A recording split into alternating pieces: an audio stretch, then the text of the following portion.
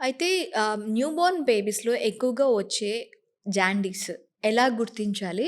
దీనికి ఎలాంటి ట్రీట్మెంట్స్ ఉంటాయి? సో, పిల్లల్లో కామర్‌లో చాలా కామన్ థింగ్ అండి. ఇది ఎందుకు అవుతుంది అంటే, మనకు నార్మల్‌గా ఉండే హిమోగ్లోబిన్ లెవెల్ అనేది 11-12 వరకు ఉంటుంది. అవును. అదే పుట్టిన పిల్లలకి 16 వరకు ఉండడం కూడా నార్మలే. సో, ఆ ఎక్సెస్ హిమోగ్లోబిన్ అనేది బ్రేక్ డౌన్ అవుతుంది. బ్రేక్ డౌన్ అయ్యి అందులోంచి వచ్చిన పదార్థం వల్లనే జాండీస్ అనేది వస్తుంది. ఓకే. యెస్. సో, దానికోసం మీరు ఏం చేయాల్సిన అవసరం లేదు. మంచిగా ఫీడింగ్ ఇవ్వాలి. కొంతమంది చేస్తుంటారు లైట్‌లో పెట్టడము, తెల్లవారుజామునొచ్చే వెలుతురులో పెడితే తగ్గుతుందని చెప్తారు. లేపోతే ఇంట్లో బ్లూ లైట్స్ వేస్తే తగ్గుతుందంటారు. లేదండి. ప్రికాషన్ అనేది అంటే ముందు జాగ్రత్తగా మనం ఏం చేయగలము అంటే ఓన్లీ ఫీడింగ్.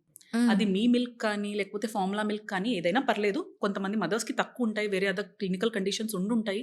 అలాంటి టైంలో ఫార్ములా మీదైనా డిపెండ్ అవ్వచ్చు. కానీ ఈ 2 మాత్రమే ప్రివెంట్ చేయగలవు. హ్మ్. దీనికి సెపరేట్‌గా మీరు ఇంకేమి చేయాల్సిన అవసరం లేదు. మెడిసిన్స్ అనేవి కూడా లేవు దీనికి. ఇన్ కేస్ వస్తే ప్రతి డేకి ఒక కట్ ఆఫ్ అనేది ఉంటుంది.